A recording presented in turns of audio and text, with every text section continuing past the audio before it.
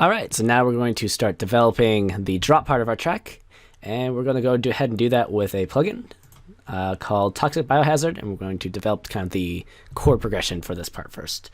So for at least a little word of warning, this plugin won't actually be, I think unless you've actually bought it outright, this plugin will actually still be in demo mode. So you'll hear and you'll see, because I still have it in demo mode, that there'll be these weird idiosyncrasies or weird quiet spots that will happen as you're playing the track. Don't worry what we're doing. You can go ahead and buy it. But for now, I'm going to go ahead and open it. You'll see trial version. You'll probably come up with some error or some other message, as I've already opened this, saying that, oh, you need to buy this. And so we're going to go ahead and select a preset here, leads. I think it was a big house, the big house preset. And we'll go ahead and turn off delay for now, turn up the release of it, and turn down the cutoff. Perfect. So this will be the sound we'll be working with. And if you hear it cut out, that's because I'm in the trial mode or the demo mode. Don't sweat. Within like 5 or 10 seconds, I'll come back on again.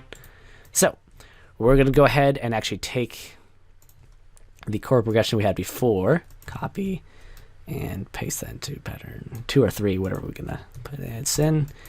And we'll just play it really quick just so you guys can hear what it sounds like.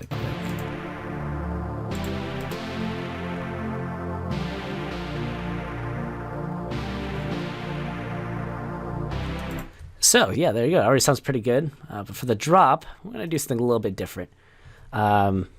We want this not to feel as kind of flowy, and I guess we don't want it to feel as kind of sustained. I want a little bit more chop, a little bit more groove to it. So what we're going to do is we're going to create a kick pattern up here at the very top, and then we're going to kind of have the chords follow the kick, so they'll kind of play along with the kick. And you'll see what I mean in a second. So we'll go ahead and create our kick pattern, and our snare pattern to go along with it. Actually here, left click, put in the snare pattern, and then we're just going to use the placeholder default snare sound for now, and we'll find another one later. So the snare will be the one keeping the beat. For the kick,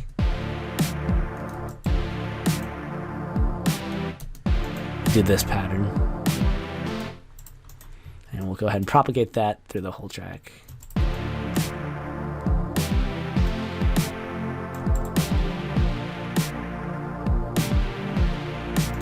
And now that we have the kick pattern, we're going to go ahead and change these chords, at least just when they turn on and off. So we'll go ahead, left click again. Remember, left click, or hold control, left click and hold. Select all, and then we can just drag here by left clicking and holding. And we'll move that. Shift, left click, and hold again.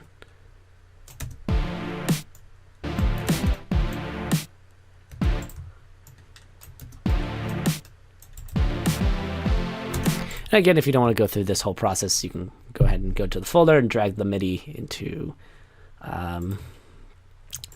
your sound, so you don't have to go through the process. But I'm going to go ahead and just work through the process for those of you who are interested. And the reason why I'm chopping up like this is just, again, it just kind of gives it a little bit more of an interesting groove. It's kind of, there's some sound and then there's a lack of sound, and that's what kind of gives it that bouncy feel.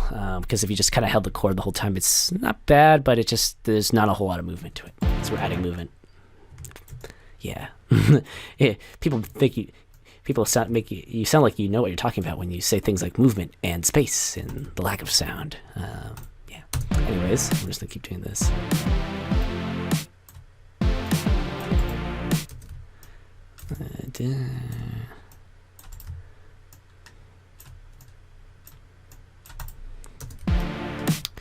Just going through.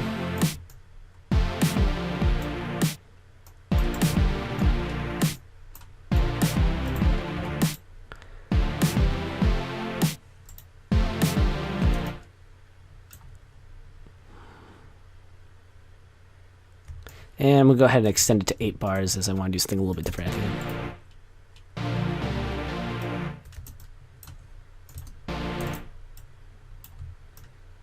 Extend this out.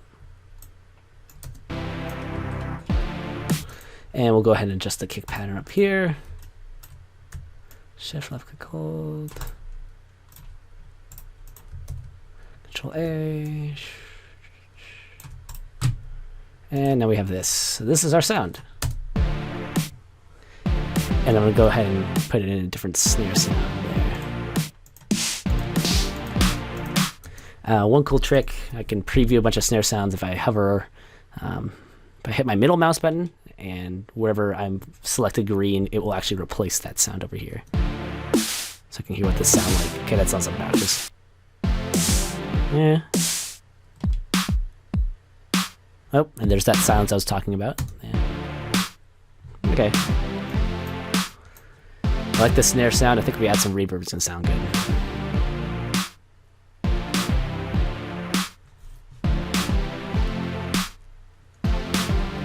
Remember to save, of course. Yep, and you'll get this error. All right, so I like this chord progression. But now how do we get around this fact that we have this as a demo?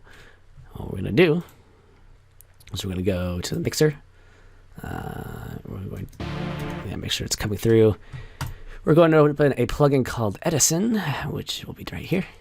And we're actually just going to hit record. So we don't have the original audio MIDI, of course, that we can tweak. But once we have something we like and like the sound of, just hit record, and it'll record it for us. So that way we don't have to worry about, you know, the thing closing or potentially stopping. Yeah, and we can get around. We can get this program for free, as long as we're willing to put up with some headache. So hit record.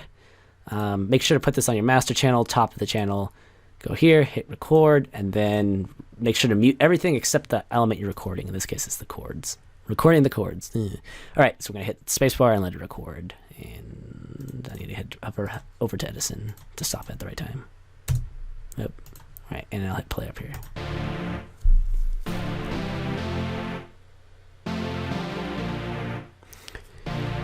And if it chops out while it's recording, don't sweat it, just let it keep looping until you get a full 8 bars of recording sound.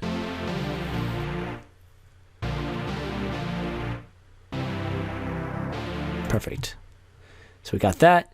Now we hit stop, and now we can hit this drag copy sample selection. Yep. Hit stop there. Drag this down, and boom, we've recorded it. Aha. You can't make us pay, FL Studio. At least not that easily. So we'll place this here and put it on the metronome just to make sure I have time right. And I'll chop off the end of this, and there we go. We can go ahead and delete this original guy. If we put it in our pattern 3, we have our element here using Toxic Biohazard.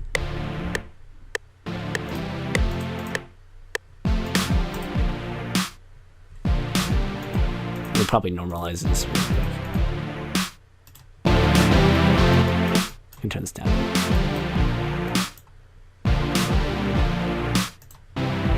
I'll go ahead and assign this to a new channel.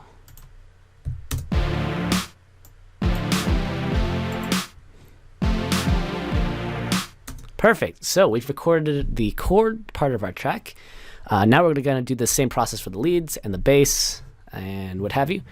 And yeah, we'll just kind of turn through and get that track more or less created out.